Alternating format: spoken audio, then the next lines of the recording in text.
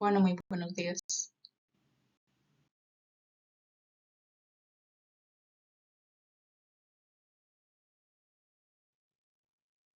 Yo les vengo a hablar de cuatro temas diferentes. En este caso es la Declaración Universal de los Derechos Humanos, la Declaración Universal sobre el Genoma Humano y Derechos Humanos, la Declaración Internacional sobre los Datos Genéticos Humanos, el informe de Belmont sobre principios éticos y orientaciones para la protección de sujetos humanos en experimentación.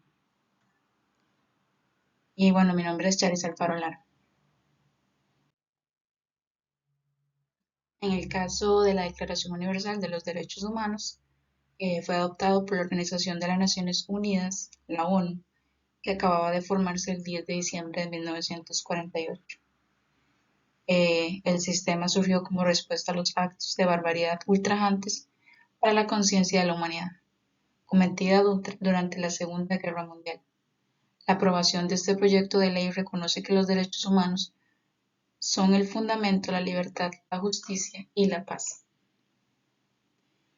También sugiere que el trabajo sobre la Declaración Universal de los Derechos Humanos este, comenzó meramente en 1946, es decir, se formó el 10 de diciembre de 1948, pero comenzó meramente en 1946, con un comité de redacción integrado por representantes de una gran diversidad de países.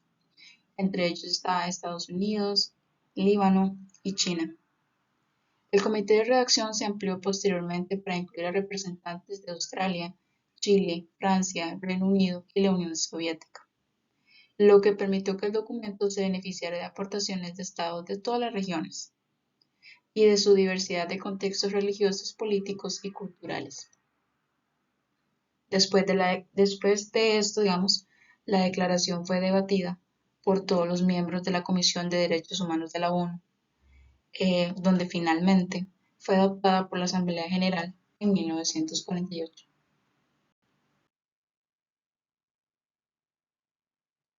¿Qué dice la Declaración Universal de los Derechos Humanos? Bueno, la Declaración Universal de los Derechos Humanos es un hito.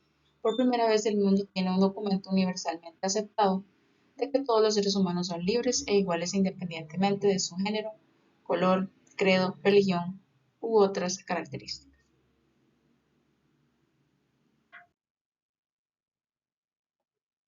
En el caso, bueno, me gustaría agregar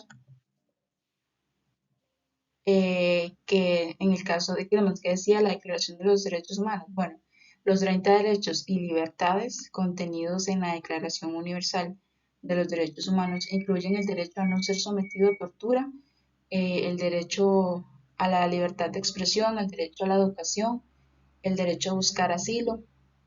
La declaración también está sometida también a derechos civiles, como los derechos a la vida, la libertad, la vida privada. También incluye derechos económicos, sociales, culturales, como los derechos a la seguridad social, la salud, a una vivienda adecuada, donde establece por primera vez los derechos humanos fundamentales que deben protegerse en el mundo entero y ha sido traducida a más de 500 idiomas. Es ampliamente reconocida también por haber inspirado y allanado el camino para la adopción de más de 70 tratados de derechos humanos que se aplican hoy en día de manera permanente a nivel mundial y también regional. Todos contienen referencias a ella en sus preámbulos.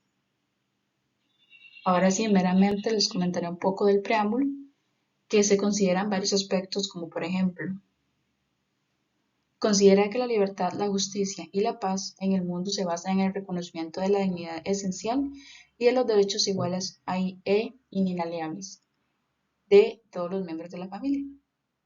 Considera que es esencial que los derechos humanos sean protegidos por el sistema legal para, para que las personas no se vean obligadas a cometer la más alta rebelión contra la tiranía y la opresión. También se consideran otros aspectos, como por ejemplo que el desconocimiento y el menosprecio de los derechos humanos han originado actos de barbaridad ultrajantes para la conciencia de la humanidad, que también se han proclamado como la aspiración más elevada del hombre. el advenimiento de un mundo en que los seres humanos, liberados del temor y de la miseria, disfruten de la libertad de la palabra y la libertad de las creencias. También se considera esencial promover el desarrollo de las relaciones amistosas entre las relaciones de las naciones, considerando que los pueblos de las Naciones Unidas han reafirmado en la Carta de su Fe en los derechos fundamentales del hombre, en la dignidad, el valor de la persona humana, en la igualdad de los derechos de hombres y mujeres, y se han declarado resueltos a promover el progreso social y elevar el nivel de vida dentro de un concepto más amplio de la libertad.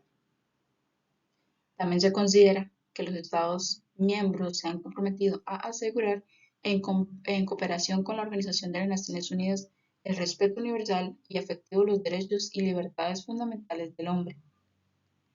También se considera que una concepción común de estos derechos y libertades es de la mayor importancia para el pleno cumplimiento de dicho compromiso.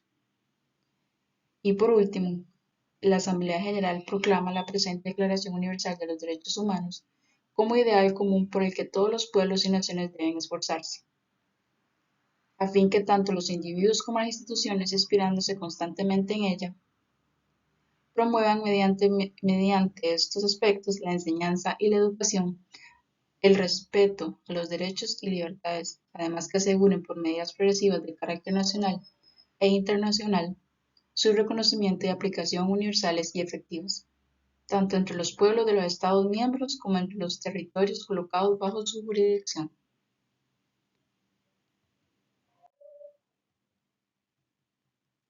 Posteriormente, les voy a comentar un poco acerca de los artículos. Bueno, si bien son 30 artículos que posee, en donde el primer artículo habla que todos los derechos humanos nacen libres, iguales en dignidad y derechos, dotados de razón, conciencia y deben ser tratados como hermanos entre sí. Luego dice que el artículo 2, todas las personas sin distinción de raza, color, sexo, idioma, religión, opinión política, otra naturaleza, origen nacional o social, condición económica, nacimiento u otras circunstancias, tienen los derechos y libertades definidos en esta declaración. Además, no se hará distinción de alguna fundada de la condición política, jurídica o internacional del país o territorio de cuya jurisdicción depende de una persona. Tanto así que si se trata de un país independiente como de un territorio bajo administración fiduciaria, no autónomo o sometido a cualquier otra limitación de soberanía.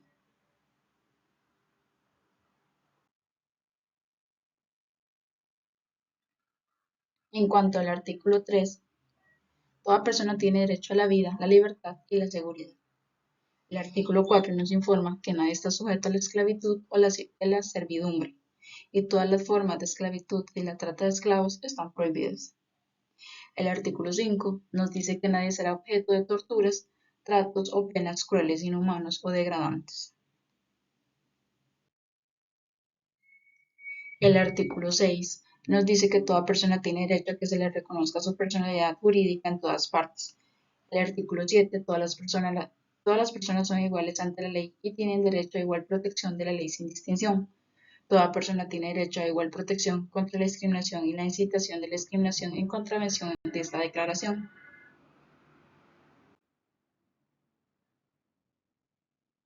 El artículo 8 nos dice que toda persona tiene derecho a recursos efectivos ante los tribunales nacionales competentes por una conducta que viole un derecho fundamental reconocido por la Constitución o por la ley. El artículo 9 dice que ninguna persona será objeto de arresto, detención o expulsión arbitraria. El artículo 10 dice que todas las personas en plena igualdad serán oídas pública y imparcialmente por un tribunal independiente e imparcial, para determinar sus derechos y obligaciones o para investigar las denuncias formuladas en su contra en materia penal. El artículo 11 nos dice que la persona acusada de un delito tiene derecho, conforme a la ley, a que se presuma su inocencia mientras no se pruebe su culpabilidad en juicio público en el que se ofrezcan todas las garantías necesarias para su defensa. También se dice que nadie será condenado por actos o omisiones que en el momento de cometerse no fueran delictivos según el derecho nacional o internacional. Tampoco se impondrá pena más grave que la aplicable en el momento de la comisión del delito.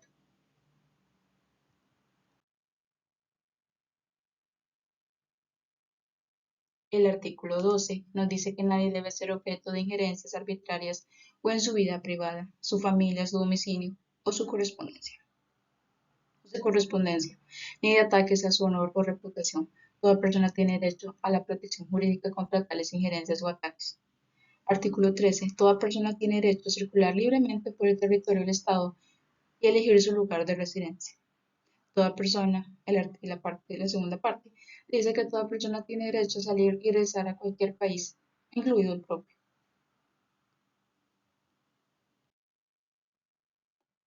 El artículo 14 dice que toda persona tiene derecho a buscar y disfrutar de asilo en cualquier país en caso de persecución.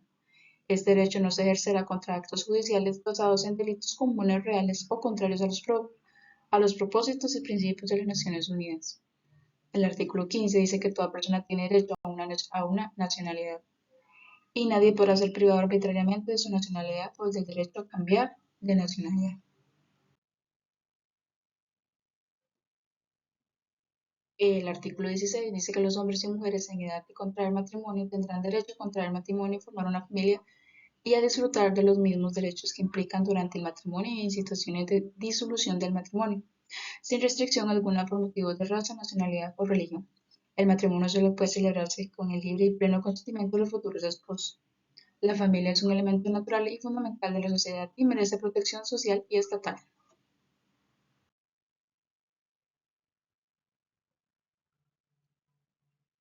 El artículo 17 dice que toda persona tiene derecho a la propiedad, tanto individual como colectivamente. Nadie podrá ser privado arbitrariamente de su propiedad. El artículo 18 nos dice que toda persona tiene derecho a la libertad de pensamiento, de conciencia y de religión. Este derecho incluye la libertad de cambiar de religión o de creencias y de expresar la religión o las creencias de uno en la educación, la práctica, el culto, ya sea solo en comunidad, con otros, en público o en privado.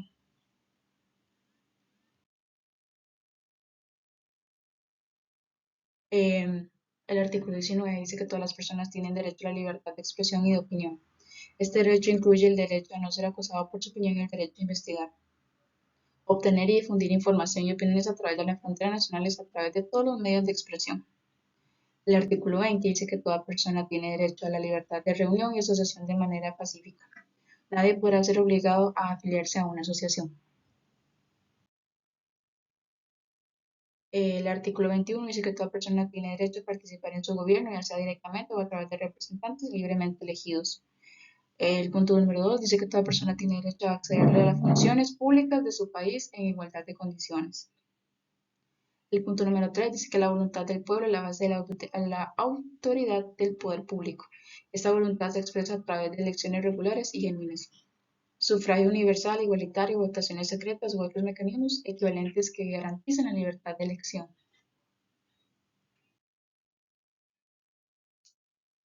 El artículo 22 dice que todas las personas como miembros de la sociedad tienen derecho a la seguridad social y derecho a lograr el cumplimiento de sus derechos económicos, sociales, culturales mediante el esfuerzo nacional y la cooperación internacional, teniendo en cuenta las instituciones y recursos de cada país indispensables para su dignidad y libre desarrollo de la personalidad.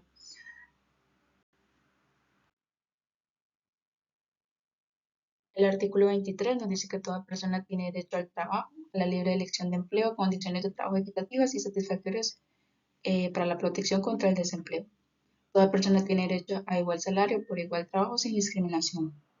Todo trabajador tiene derecho a una remuneración justa y favorable que le garantice una vida digna para él y de su familia, complementada con otras protecciones sociales cuando sea necesario. Toda persona tiene derecho a formar y afiliarse a sindicatos para proteger sus intereses.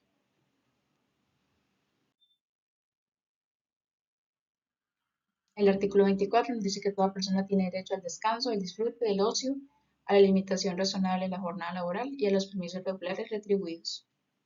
El artículo 25 nos dice que toda persona tiene derecho a un nivel de vida adecuado que asegure la salud, el bienestar de sí y de su familia, incluido la alimentación, el vestido, la vivienda, la asistencia médica, los servicios sociales necesarios. También tiene derecho a recibir un seguro en caso de pérdida de sustento debido a desempleo, enfermedad, discapacidad, viudez u otras circunstancias fuera de control. También nos dice que la maternidad y la infancia tienen derechos a cuidados y asistencias especiales. Todos los niños nacidos de matrimonio o fuera de matrimonio tienen derecho a igual protección social.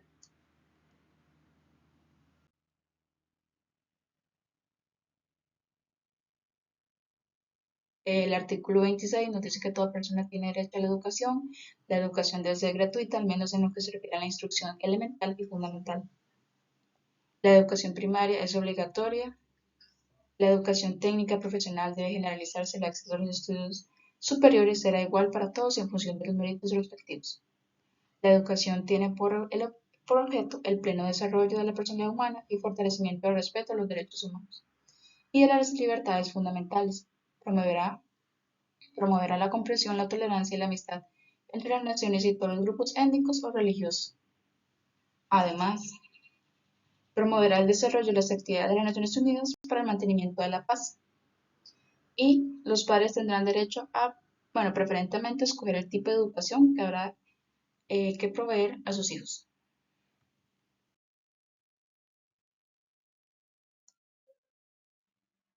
Bueno, el artículo 27 nos decía,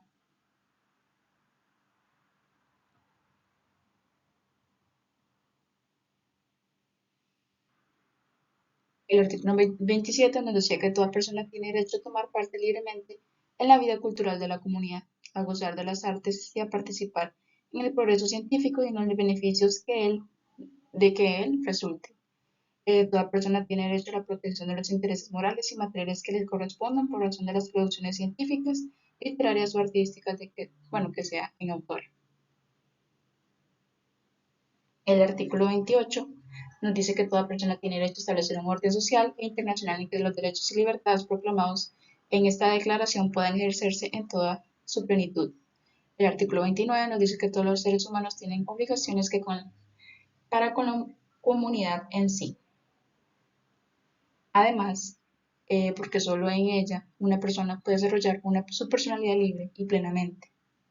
También se dice que en el ejercicio de sus derechos y en el disfrute de sus libertades, toda persona estará solamente sujeta a limitaciones establecidas por la ley, con el único fin de asegurar el reconocimiento y respeto a los derechos y libertades de los demás, además de satisfacer las justas exigencias de la moral, el orden público, el bienestar general en una sociedad democrática. El punto número 3 dice que estos derechos y libertades no podrán en ningún caso ser ejercidos en oposición a los propósitos y principios de las Naciones Unidas.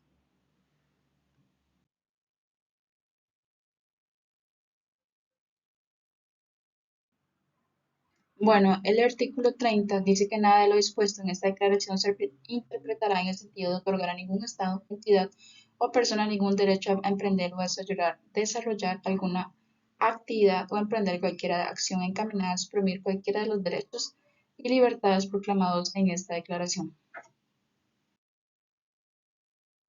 Bueno, esta imagen es muy importante, que para mí vale recalcar que la piedra angular de la sede permanente de las Naciones Unidas se colocó el 24 de octubre, Día Nacional de las Naciones Unidas, en una reunión especial de la Asamblea General celebrada al aire libre en Manhattan de Nueva York.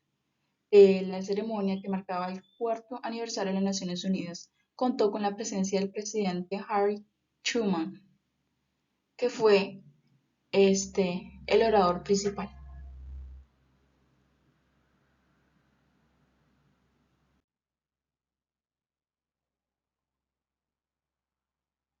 Ahora seguimos con el segundo tema, que sería la Declaración Universal de los Derechos Humanos eh, universales, indivisibles e interdependientes. Todos los derechos humanos tienen la misma importancia y todos los gobiernos deben tratarlos de manera justa e igualitaria, en los mismos términos y con el mismo impulso. Todos los estados tienen la obligación de promover y proteger todos los derechos humanos de todas las personas sin discriminación, independientemente de sus instituciones políticas, económicas y culturales. Además, así no importa las distinciones que hagan las personas, hay un solo principio básico que subyace en todos los derechos contenidos, que todos los seres humanos tienen los mismos derechos inalienables. Esto significa que los derechos humanos son los mismos para todos los hombres, mujeres, niños, niñas, todo el mundo, con independencia de cuáles sean sus circunstancias. No puede haber distinción de ninguna clase, raza, color, sexo, orientación sexual, identidad de género, idioma, religión, opinión política o cualquier otro tipo de origen nacional, social, fortuna, nacimiento, cualquier otra situación universal que implique todas las personas en todos los lugares. Además, también nos muestra que los derechos humanos son interdependientes e indivisibles. Los 30 artículos de la Declaración tienen la misma importancia. Nadie puede decir que unos son más importantes que otros. Arrebatar un derecho tiene un impacto negativo en todo lo demás.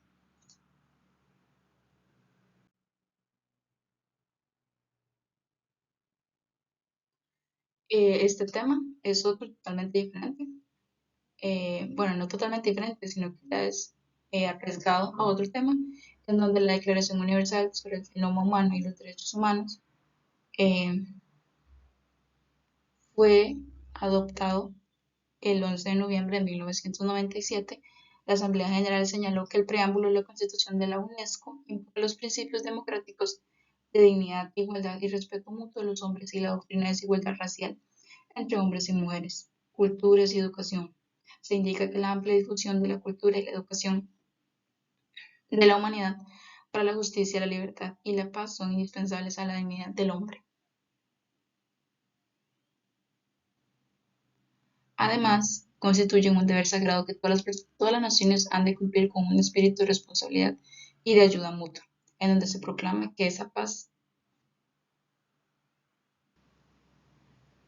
debe basarse en la solidaridad intelectual y moral de la humanidad, y se indica que la organización se propone alcanzar mediante la cooperación de las naciones del mundo en las esferas de la educación, de la ciencia y de la cultura, los objetivos de la paz internacional y el bienestar general de la humanidad, para el logro de cuales se han establecido las Naciones Unidas, como proclama su carta.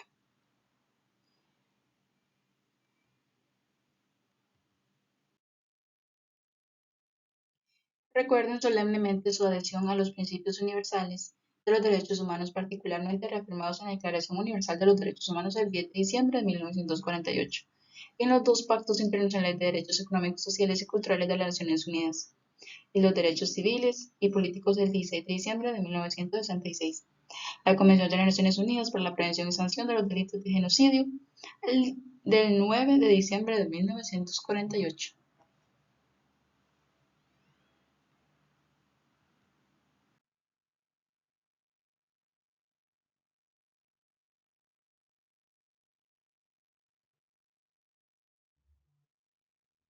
Ahora pasamos meramente que proclama los principios siguientes que aprueba la presente declaración. Como punto A, la dignidad humana y el genoma humano. Artículo 1. El genoma humano es la base para la unidad fundamental de todos los miembros de la familia humana y el reconocimiento de su dignidad y diversidad intrínseca. En un sentido simbólico, el genoma humano es el legado de la humanidad. Artículo 2. Toda persona tiene derecho al respeto de su dignidad y derechos, independientemente de sus características o genéticas. Esta dignidad exige que los individuos no se reduzcan a características genéticas y que se respete su singularidad y diversidad. El artículo 3 dice que el genoma humano está sujeto a mutaciones evolutivas e incluye la posibilidad de expresarse de manera diferente según el entorno natural y social de cada persona, como la salud, las condiciones de vida, la alimentación y la educación del individuo. El artículo 4 dice que el genoma humano en su estado natural no puede proporcionar ningún beneficio económico. Como punto B están los derechos de las personas interesadas. El artículo 5 dice que las pruebas, tratamientos o diagnósticos relacionados con el genoma de un individuo solo pueden llevarse a cabo después de una evaluación rigurosa de los riesgos y beneficios asociados y del cumplimiento de todos los demás requisitos de la legislación nacional. Además, también reitera que en todos los casos se recabará el consentimiento previo, libre e informado de la persona interesada. Si ésta no está en condiciones de manifiesto, el consentimiento o autorización habrán de obtenerse de conformidad con lo que estipula la ley, teniendo en cuenta el interés superior del interesado. Se debe respetar el derecho de toda persona a decidir qué es el informe o no de los resultados de un examen genético y de sus consecuencias. En el caso de la investigación, los protocolos de investigación deberán someterse además a una evaluación previa de conformidad con las normas o directrices nacionales e internacionales aplicables en la materia. Si en conformidad con la ley una persona no estuviese en condiciones de expresar su consentimiento, solo se podrá efectuar una investigación sobre su genoma, a condición de que obtenga un beneficio directo para la salud y a reserva de autoridades medidas de protección estipuladas por la ley. Una investigación que no presente un beneficio directo previsible para la salud solo podrá efectuarse a título excepcional con la mayor prudencia y procurando no exponer al interesado, sino a un riesgo y una coerción mínima. Y si la investigación está encaminada a reanudar un beneficio a la salud de otras personas pertenecientes al mismo grupo de edad o que se encuentren en las mismas condiciones genéticas, a reserva de que dicha investigación se efectúe en condiciones previstas por la ley y sea compatible con la protección de los derechos humanos individuales.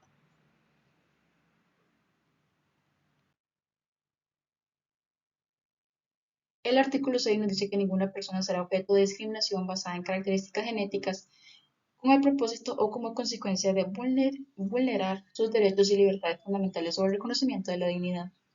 El artículo 7 nos dice que la confidencialidad de los datos genéticos de individuos identificables almacenados o procesados para investigación u otros fines debe protegerse en las condiciones establecidas por la ley. El artículo 8 nos dice que toda persona tiene derecho a una justa reparación por los daños y perjuicios que tenga como causa directa y decisiva la interferencia en su propio genoma, de conformidad con el derecho internacional y nacional. El artículo 9 nos dice que para proteger los derechos humanos y las libertades fundamentales, los principios de consentimiento y confidencialidad no deben estar restringidos por la ley a menos que existan razones imperiosas para hacerlo y se garantice el estricto respeto por el derecho internacional público y las normas de los derechos humanos.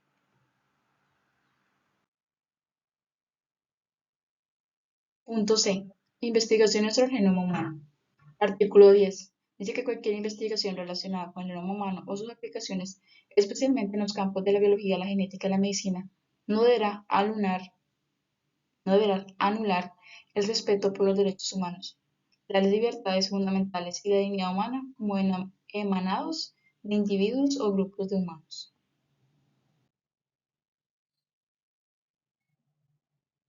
El artículo 11 nos dice que no debe permitirse actos que violen la dignidad humana como la clonación reproductiva humana. Se alienta a los estados y las organizaciones internacionales pertinentes a trabajar juntos para identificar estas prácticas y tomar las medidas adecuadas a nivel nacional o internacional para garantizar el cumplimiento de los principios establecidos en esta declaración. Artículo 12 dice toda persona debe tener acceso a los avances de la biología, la genética y la medicina en el campo del genoma humano, respetando su dignidad y sus derechos. La libertad de investigación necesaria para el avance del conocimiento proviene de la libertad de pensamiento, la aplicación de la investigación del genoma humano, especialmente en los campos de la biología. La genética y la medicina debe estar como objetivo aliviar el sufrimiento y la mejora de la salud de las personas y de la humanidad en su conjunto. Como punto D tenemos que las condiciones del ejercicio de la actividad científica. Artículo 13 dice que dadas las implicaciones éticas y sociales de la investigación del genoma humano, los investigadores tienen una responsabilidad especial por la precisión, la prudencia, la honestidad intelectual y la integridad tanto en la realización de su investigación como en la publicación y uso de resultados. La política científica pública y privada también tiene una especial responsabilidad en este contexto. El artículo 14 nos dice que los estados deben promover las condiciones intelectuales y materiales conducentes a la libre realización de investigaciones sobre el genoma humano y deben considerar las implicaciones éticas, legales, sociales y económicas de tales investigaciones, sobre la base de los principios establecidos en esta declaración. El artículo 15 nos dice que los estados tomarán las medidas para garantizar el respeto a los derechos humanos, las libertades fundamentales y la dignidad humana, proteger la salud pública, respetar los principios establecidos en esta declaración y establecer un marco para la libre realización de investigaciones sobre el genoma humano. Se tomarán las medidas apropiadas. Se asegurarán de que los resultados de estas investigaciones no se utilicen para fines no pacíficos. Artículo 16. Los estados promoverán en varios niveles apropiados el establecimiento de comités de ética independientes, multidisciplinarios y pluralistas encargados de evaluar las cuestiones éticas y legales sociales que plantea la investigación sobre el genoma humano y sus aplicaciones. Punto E. Solidaridad y cooperación internacional. Artículo 17 dice que los estados deben respetar a las personas, familias o grupos de personas que se encuentran en especial riesgo de enfermedades y trastornos de carácter genético y promover la práctica de la solidaridad. En particular, es necesario fomentar la investigación destinada a identificar, prevenir y tratar enfermedades hereditarias o genéticamente vinculadas, especialmente enfermedades raras y endémicas que afectan a una proporción significativa de la población mundial.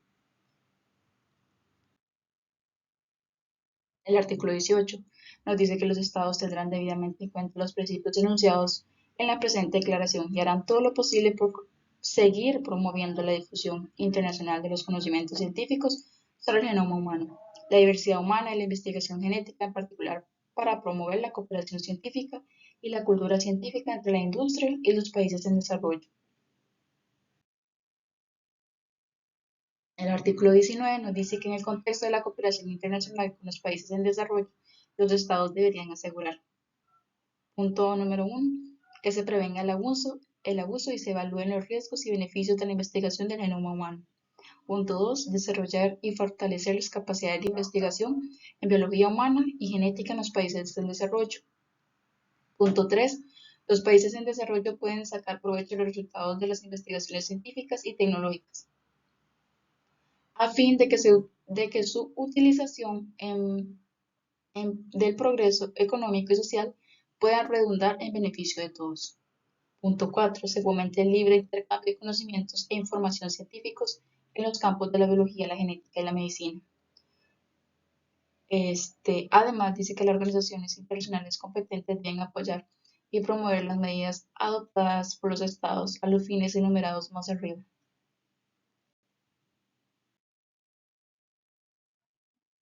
Punto F dice que fomenta los principios de la declaración. Artículo 20 dice que los estados deben tomar medidas para promover los principios establecidos en la declaración a través de la educación y otros medios pertinentes. En particular, la investigación y la formación en campos interdisciplinarios, la promoción de la educación en bioética en todos los niveles, se tomarán las medidas apropiadas a cargo de la política científica.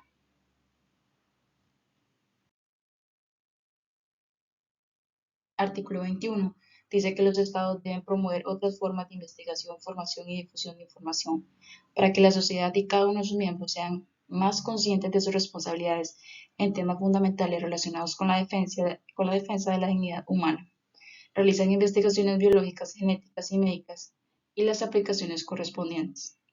Además, se comprometen a favorecer el respeto, eh, un debate abierto en el plano internacional que garantice la libre expresión de las distintas corrientes de pensamiento socioculturales, religiosas y filosóficas.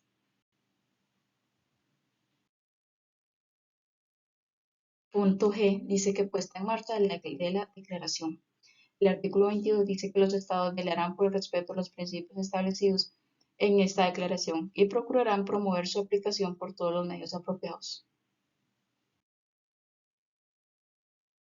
El artículo 23 dice que los estados promoverán el respeto de los principios anteriores a través de la educación, la formación y la información. Adoptarán las medidas adecuadas para fomentar su reconocimiento y aplicación efectiva. Los países también deben alentar el intercambio mutuo y la creación de redes al establecer comités de ética independientes y promover la cooperación total.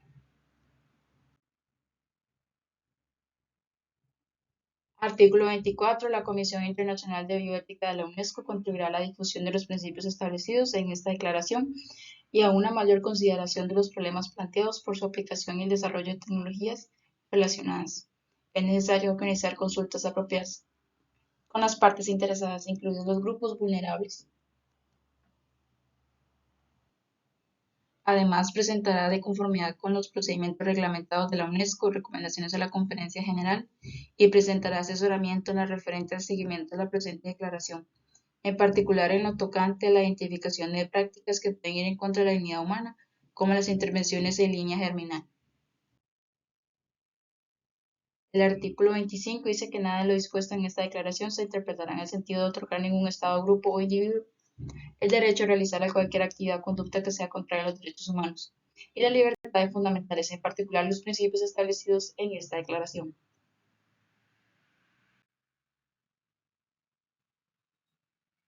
Dice ahora el siguiente tema, Declaración Internacional sobre los Datos Genéticos Humanos. Esta declaración fue adoptada por la Conferencia General de la UNESCO el 16 de octubre de 2003, en donde su fundamento descansa en los principios establecidos en varias convenciones y declaraciones anteriores de las Naciones Unidas y sus organismos especializados, dado el estatus constitucional de las declaraciones y tratados de los organismos de las Naciones Unidas en nuestro país. Es de fundamental importancia que la declaración sea bien conocida por científicos, legisladores, juristas, tomadores de decisiones y la sociedad en general.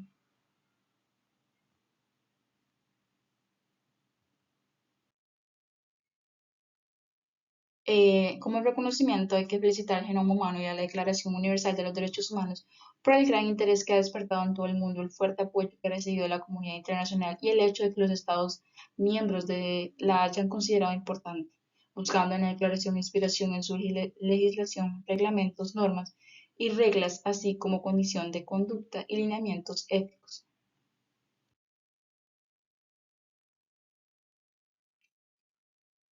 Además, proclama los siguientes principios y aprueba la presente declaración. Punto número A. Disposiciones de carácter general. Artículo 1. Objetivos y alcance. Los objetivos de esta declaración son asegurar el respeto a la dignidad humana, la protección de los derechos humanos y las libertades fundamentales en la recolección, procesamiento, uso y preservación de la información genética humana, los datos proteómicos humanos y las muestras biológicas de donde proviene esta información, en adelante de muestras biológicas.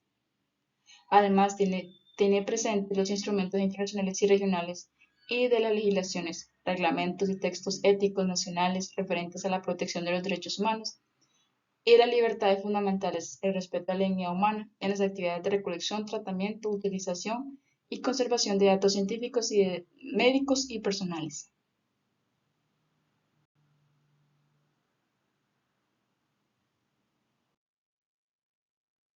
Artículo 2. Términos empleados. Los términos utilizados en esta declaración tienen los siguientes significados. Información genética humana, información obtenida mediante análisis de ácidos nucleicos u otros análisis científicos sobre las características hereditarias de las personas. Datos proteómicos humanos, datos relacionados con proteínas humanas, incluida su expresión, modificación e interacción.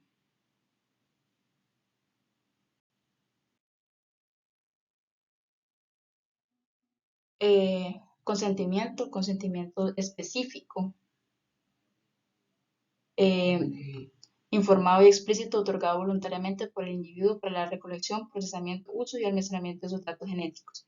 Muestra biológica, una muestra de cualquier sustancia biológica como sangre, piel, células óseas o plasma sanguíneo, que contiene ácidos nucleicos y contiene estructura genética humana.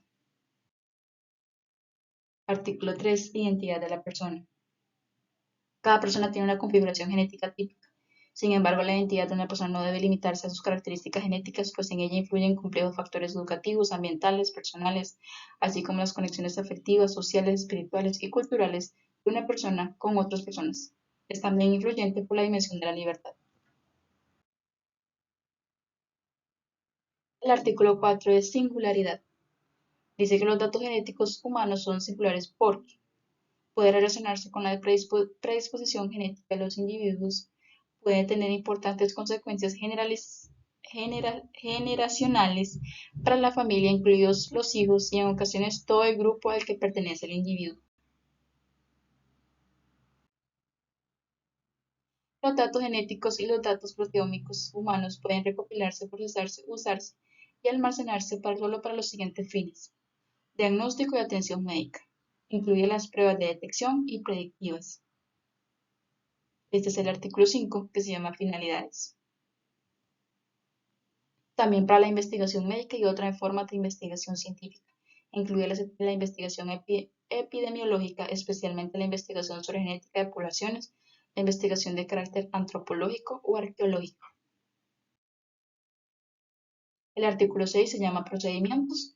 Por razones éticas se debe aplicar procedimientos transparentes y éticamente justificados a la recolección de procesamiento, uso de almacenamiento de los datos genéticos humanos y datos proteómicos humanos.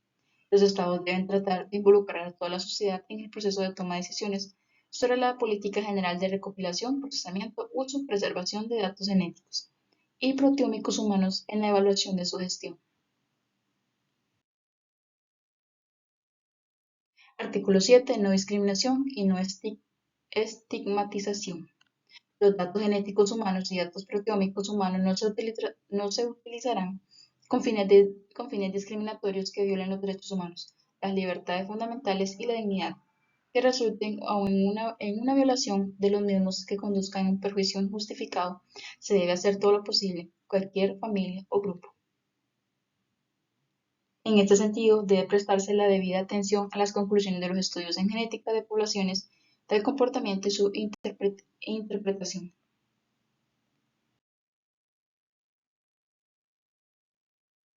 Punto B. Recolección. Artículo 8. Consentimiento. Para la recolecta de los datos genéticos humanos, datos proteómicos humanos o muestras biológicas, sean o no invasivos los procedimientos utilizados y para su posterior tratamiento, uso o almacenamiento, se requiere el consentimiento previo con independencia de que se trate de un acto privado. La información se obtiene de forma gratuita y se expresa del sujeto de datos sin ningún intento de influir en las decisiones del sujeto de datos o a través de incentivos financieros u otra ganancia personal.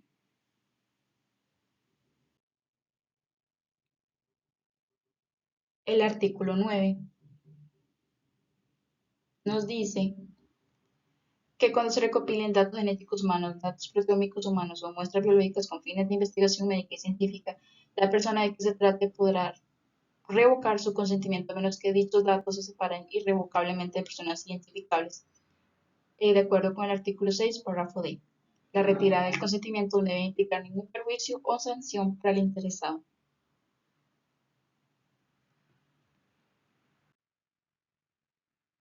Artículo 10. Nos dice que derecho es el derecho de decidir ser o no informado de los resultados de la investigación. Al recopilar datos genéticos, datos proteómicos humanos o muestras biológicas con fines de investigación médica y científica, la información proporcionada en el momento del consentimiento determina si el interesado tiene derecho a decidir ser o no informado del resultado de la investigación.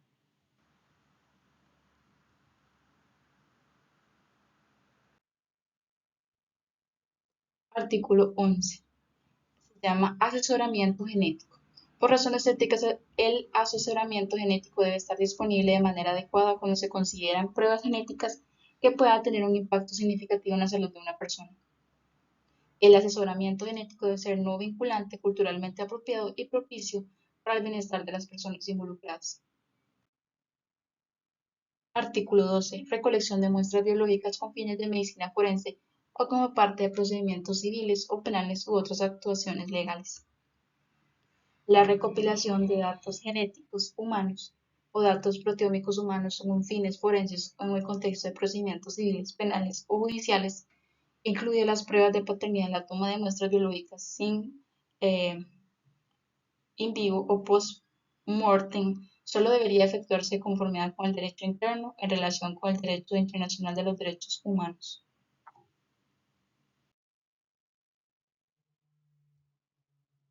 Punto C. Tratamiento. Artículo 13 se llama acceso. Nadie debería verse privado de acceso a sus propios datos genéticos o datos proteómicos, a menos que esté irrevocablemente separado al individuo como fuente de datos identificable, o la legislación nacional imponga restricciones a dicho acceso por motivos de salud pública o política pública de seguridad nacional.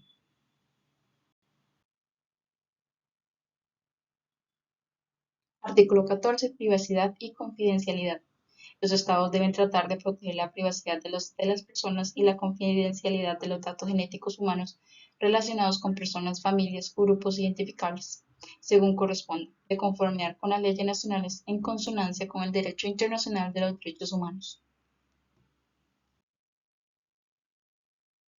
Artículo 15. Exactitud, fiabilidad, calidad y seguridad.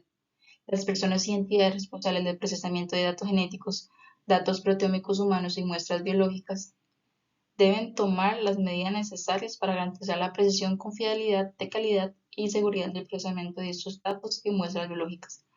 Deberían obrar con cautela, prudencia e integridad en el tratamiento e interpretación de datos genéticos humanos, datos proteómicos humanos o especímenes biológicos, teniendo en cuenta las implicaciones éticas, legales y sociales que pueden surgir.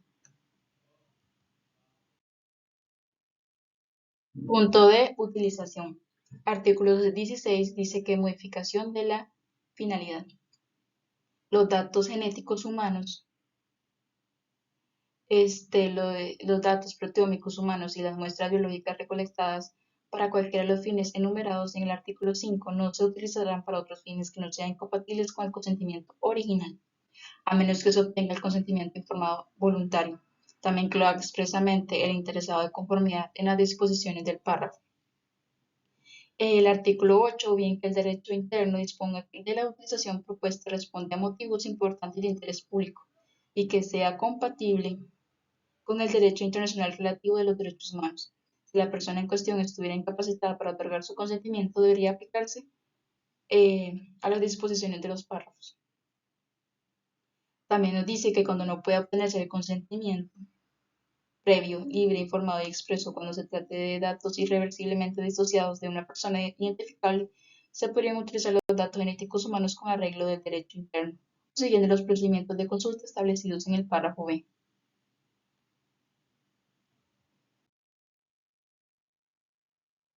El artículo 17 nos dice muestras biológicas conservadas. Las muestras biológicas almacenadas recogidas para fines distintos de los mencionados en el artículo 5 podrían, previo de consentimiento libre y explícito del interesado, transformarse en datos genéticos humanos o datos proteómicos humanos. Sin embargo, la legislación nacional puede estipular cuándo estos datos son importantes para fines de investigación médica y científica. Por ejemplo, para realizar estudios epidemiológicos o efectos de salud pública, pueden ser utilizados con tales fines siguiendo los procedimientos de consulta establecidos en el párrafo B del artículo 6. Las disposiciones del artículo 12 deberían aplicarse a las muestras biológicas conservadas que sirvan para obtener datos genéticos humanos destinados a la medicina forense.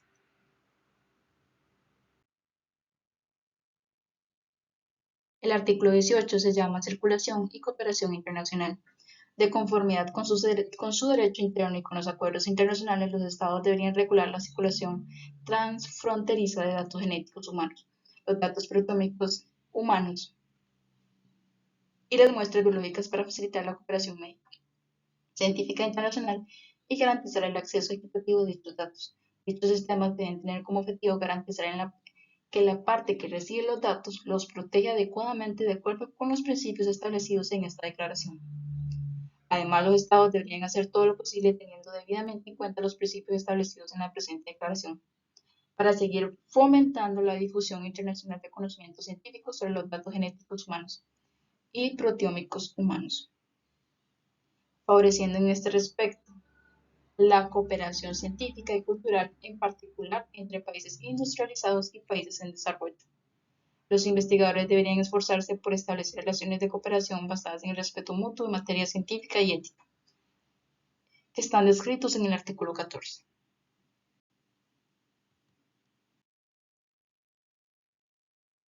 El artículo 19 dice que aprovechamiento compartido de los beneficios.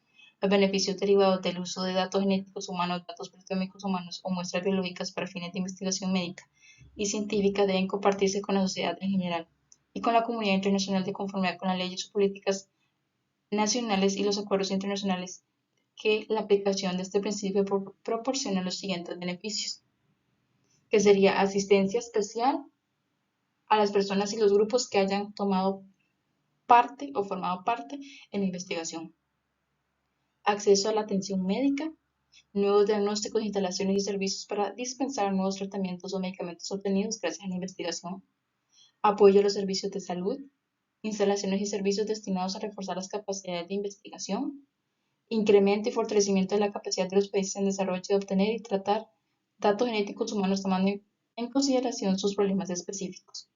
Cualquier otra forma compatible con los principios enunciados en esta declaración. El derecho interno y los acuerdos internacionales podrían fijar limitaciones a este respecto.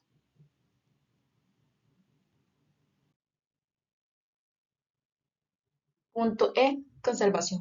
Artículo 20 dice que dispositivo de supervisión y gestión. Los estados establecerán un marco para el seguimiento y control de los datos genéticos humanos, datos proteómicos humanos y muestras biológicas, basado en los principios de independencia, interdisciplinariedad, pluralismo, transparencia y los principios enunciados en esta declaración. La posibilidad de establecer un mecanismo puede ser considerado. Esta disposición también puede cubrir la naturaleza y el propósito de almacenamiento de estos datos. Artículo 21 sería las disposiciones, bueno, primero que nada se llama destrucción. Y las disposiciones del artículo 9 se aplicarán mutatis mutandis a los datos genéticos humanos, los datos proteómicos humanos y las muestras biológicas archivadas.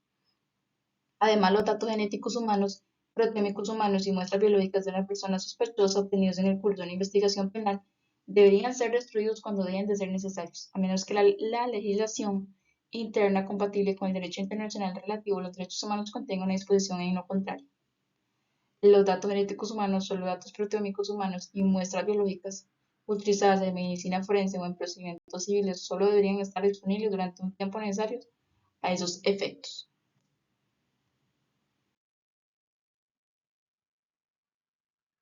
El artículo 22 se llama datos cruzados. Se requiere consentimiento para las comparaciones de datos genéticos humanos, datos proteómicos humanos o muestras biológicas, almacenadas con fines de diagnóstico, atención médica, investigación médica y científica. Sin embargo, a menos que la legislación nacional estipule lo contrario por razones imperiosas y sea compatible con el derecho internacional de los derechos humanos. Punto F se llama promoción y aplicación. Artículo 23, aplicación. Los datos los estados deben tomar todas las medidas legislativas, administrativas y de otro tipo para implementar los principios establecidos en esta declaración. De conformidad con el derecho internacional de los derechos humanos, estas actividades deben ser apoyadas por otras en las áreas de educación, capacitación y apoyo. Además, en el contexto de la cooperación internacional, los estados deberían esforzarse por llegar a acuerdos bilaterales y multilaterales que permitan a los países en desarrollo generar la capacidad necesaria para participar en la creación y el intercambio de saber científico sobre los datos genéticos humanos y de las correspondientes competencias técnicas. Artículo 24 se llama Educación, Formación e Información relativas a la ética. En cumplimiento de los principios establecidos en esta declaración, los estados deben procurar promover todas las formas de educación y capacitación de éticas en todos los niveles y promover programas de difusión de información y conocimiento sobre los datos genéticos humanos. Estas acciones deben estar dirigidas a un público específico, especialmente investigadores y miembros de comités de ética o en público general. Además, a este respecto, los estados deberían alentar la participación en esta tarea de organizaciones intergubernamentales de ámbito internacional o regional y organizaciones no gubernamentales internacionales, regionales o nacionales. El artículo 25 se llama Funciones del Comité Internacional de Bioética y del Comité Intergubernamental de Bioética. El Comité Internacional de Bioética y el Comité Intergubernamental de Bioética contribuyen a la aplicación de esta declaración y a la difusión de los principios de ellos enunciados. Ambas comisiones deben compartir la responsabilidad de monitorear y evaluar la implementación incluso sobre la base de los informes presentados por los estados. Además, deberían ocuparse en especial de emitir opiniones o efectuar propuestas que puedan conferir mayor eficacia a la declaración y formular recomendaciones a la Conferencia General con arreglo a los procedimientos reglamentados de la UNESCO. Artículo 26. Actividades de seguimiento de la UNESCO. En respuesta a esta declaración, la UNESCO tomará las medidas apropiadas para promover el avance de las ciencias de la vida, sus aplicaciones a través de la tecnología, sobre la base del respeto a la dignidad humana, el ejercicio y la observancia de los derechos humanos y las libertades fundamentales. Artículo 27. Exclusión de datos que vayan en contra de los derechos humanos, las libertades fundamentales y la dignidad humana. Nada de lo dispuesto en la presente declaración se interpretará en el sentido de otorgar a ningún Estado, grupo o individuo el derecho a realizar cualquier actividad o conducta contraria contra los derechos humanos, las libertades fundamentales y la dignidad humana, en particular contraria a los principios establecidos. El último tema, que se llama el informe de Belmont, principios éticos y orientaciones para la protección de sujetos humanos en la experimentación. Este es un informe del Departamento de Salud, Educación y Servicios Humanos de los Estados Unidos titulado Principios y pautas éticos para la protección de sujetos humanos en la investigación. Este informe se elaboró el 18 de abril de 1979 y toma su nombre en el Centro de Conferencias de Belmont, donde se reunió la Comisión Nacional para la Protección de Sujetos Humanos en Investigación Biomédica y el Comportamiento para redactar su primer informe.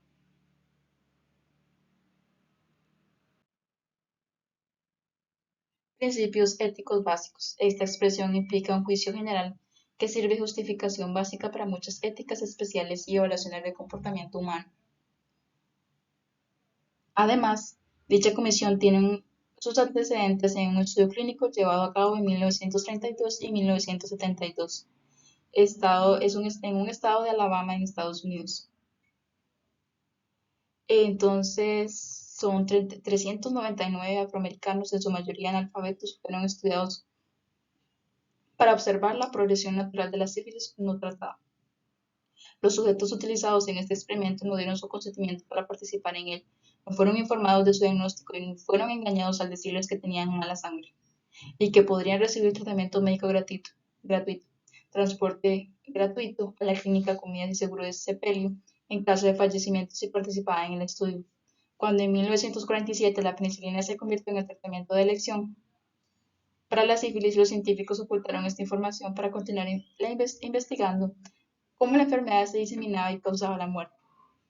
El estudio fue terminado en 1972 cuando una filtración de la prensa causó fin. Para entonces, 28 sujetos habían muerto de sífilis y otros 100 de otras complicaciones médicas relacionadas. Además, 40 mujeres de los sujetos resultaron infectadas y 19 niños contrajeron la enfermedad al nacer. Existen tres principios básicos, entre ellos los generalmente aceptados en nuestra tradición natural. Son, es, son es particularmente relevante para la ética de la investigación humana. Ellos son respeto por las personas, beneficio y justicia. Como punto número uno está respeto por las personas. Este respeto incluye al menos dos creencias éticas. Primero, los individuos deben ser tratados como sujetos autónomos. En segundo lugar, las personas cuya autonomía está restringida tienen derecho a la protección. El principio de respeto a las personas se divide entonces en dos exigencias morales separadas: el reconocimiento de la autonomía y la protección de aquellos cuya autonomía está restringida. Además, una persona autónoma no es un individuo capaz de deliberar acerca de sus metas y de actuar bajo la guía de autodeliberación. Respetar es dar peso a las opiniones y escogencias de las personas autónomas y refrenarse de obstaculizar sus acciones a menos que sean claramente perjudiciales para otros. Punto número 2. Beneficencia. Las personas son tratadas éticamente no solo respetando su condición y protegiéndolas de daños, sino también buscando su bienestar. Dicho trato cae bajo el principio de beneficencia. El término a menudo se interpreta en el sentido de actos de bondad, caridad o más allá de lo estrictamente necesario. Se han desarrollado dos reglas generales como formas complementarias de expresión de filantropía en este sentido. Como punto número uno sería no hacer daño. El punto número dos, aumentar los beneficios y disminuir los posibles daños lo más que sea posible. El proverbio hipocrático no hagas daño ha sido desde hace mucho tiempo un principio fundamental de ética médica. El campo de la investigación diciendo que uno no debería lesionar a una persona independientemente de los beneficios que pudiera derivarse para otros. Sin embargo, aún para evitar el daño se requiere saber qué es dañino y en el proceso debe obtener esta información. Las personas pueden ser expuestas al riesgo del daño. Además, el juramento hipocrático exige que los médicos beneficien a sus pacientes de acuerdo con su mejor juicio.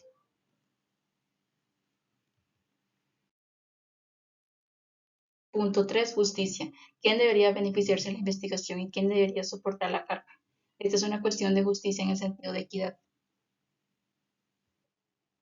En la distribución, por lo que se merece. La injusticia ocurre cuando a una persona se le niegan los beneficios a lo que tiene derecho sin una buena razón. Cuando se le impone una carga injusta, otra forma de entender el principio de justicia es que las personas deben ser tratadas por igual. Sin embargo, este planteamiento requiere explicación. ¿Quién es igual y quién desigual? ¿Qué consideraciones justifican apartarse de la distribución igual? Casi todos los tratadistas conceden que las distinciones basadas en la experiencia, la edad, la carencia, la competencia, el mérito y la posición sí constituyen algunas veces criterios que justifican el tratamiento diferencial para ciertos propósitos. Es entonces necesario explicar que en aspectos la gente debe ser tratada igualmente.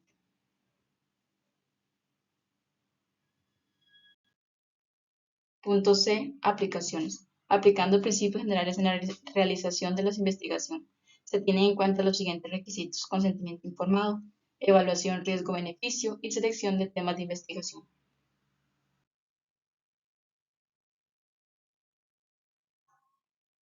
Número 1. Consentimiento informado. El respeto a las personas exige que se dé a los sujetos la oportunidad dentro de sus posibilidades de decir lo que se debe y lo que no se debe hacer con ellos. Esta posibilidad existe si se cumplen los criterios adecuados de consentimiento informado. No hay duda sobre la importancia del consentimiento informado, pero persiste una polémica sobre su naturaleza y posibilidad. No obstante, hay acuerdo amplio en el que el proceso de consentimiento contiene tres elementos: A. Información; B. Comprensión; y C. Voluntariedad. Luego tenemos lo que sería la información, en donde la mayoría de los reglamentos de investigación estipulan ciertos elementos que deben divulgarse para garantizar que los sujetos reciban la información adecuada. Estos elementos suelen incluir el proceso de investigación, los propósitos objetivos, los riesgos y los beneficios previstos. Procedimientos alternativos para el tratamiento y una declaración que dé a los sujetos la oportunidad de hacer preguntas o retirarse del estudio en cualquier momento. Se ha propuesto también ítems adicionales incluyendo cómo se seleccionan los sujetos, quién es la persona responsable de la investigación. Sin embargo, un simple listado de puntos no responde a la pregunta de cuál debería ser el estándar al que se alude frecuentemente en la práctica médica y qué es la información que comúnmente dan los médicos a sus pacientes.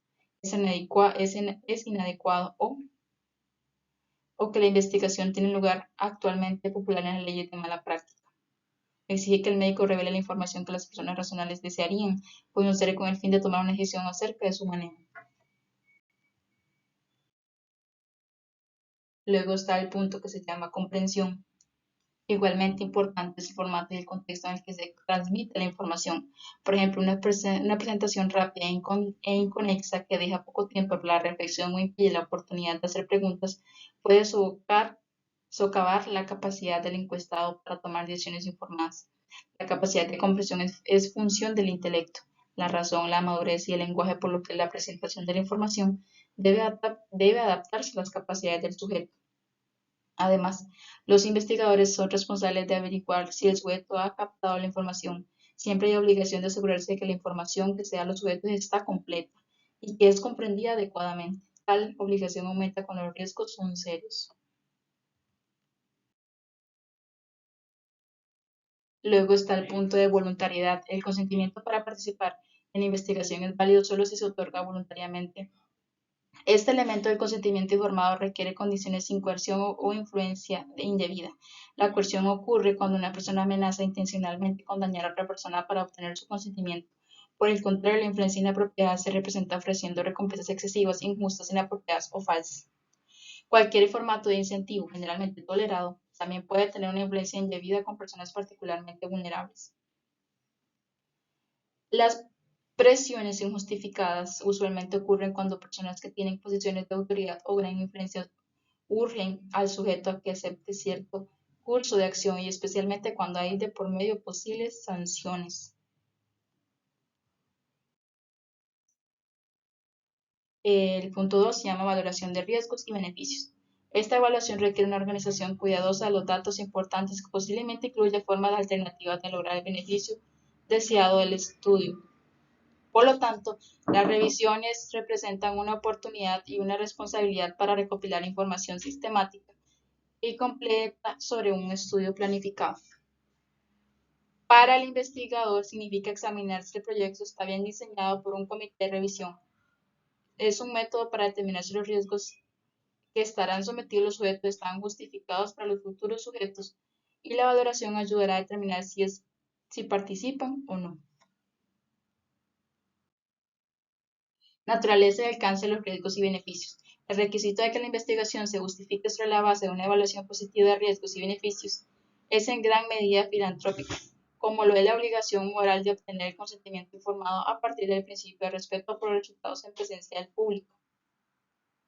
El término riesgo se refiere a la posibilidad de que ocurra daño, sin embargo, cuando se usan expresiones como riesgo pequeño o riesgo alto, usualmente se refieren tanto a la probabilidad de sufrir daño como a la severidad de daño previsto.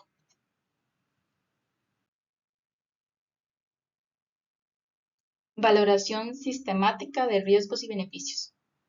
Generalmente se dice que los beneficios y riesgos deben ser equilibrados y claramente ventajosos.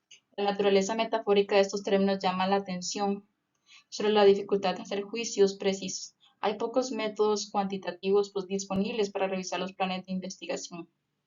Sin embargo, la idea de análisis sistemático y no arbitrario de los riesgos y beneficios debe ser estimulada hasta donde sea posible.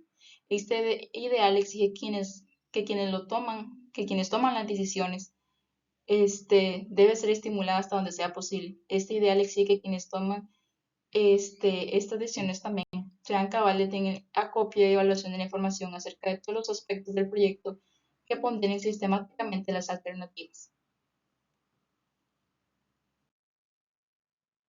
Punto 3. Selección de los sujetos. Así como el principio de respeto por individuos se expresa en el requisito de consentimiento y el principio de beneficio en el análisis de riesgo-beneficio, el principio de equidad refleja una obligación moral de un juicio y resultados justos en la selección de los sujetos de investigación. La justicia es relevante a dos niveles para la selección de los sujetos de la investigación, el social y el individual. La justicia individual en la selección de los sujetos demanda que los investigadores sean equitativos e imparciales, o sea, que no ofrezcan la investigación potencialmente benéfica solo a algunos pacientes. La justicia social exige que se haga una distinción entre las clases de sujetos que deben y no deben participar en alguna clase, en particular investigación, basada en la capacidad de los miembros de esa clase para soportar las cargas y sobre lo apropiado de imponer cargas adicionales a personas ya abrumadas. Finalmente, está la bibliografía de donde yo obtuve la información, una de ellas, estas también y estas. Eso sería todo de mi parte. Muchísimas gracias. Espero que les haya gustado y que esta información les sirva de ayuda.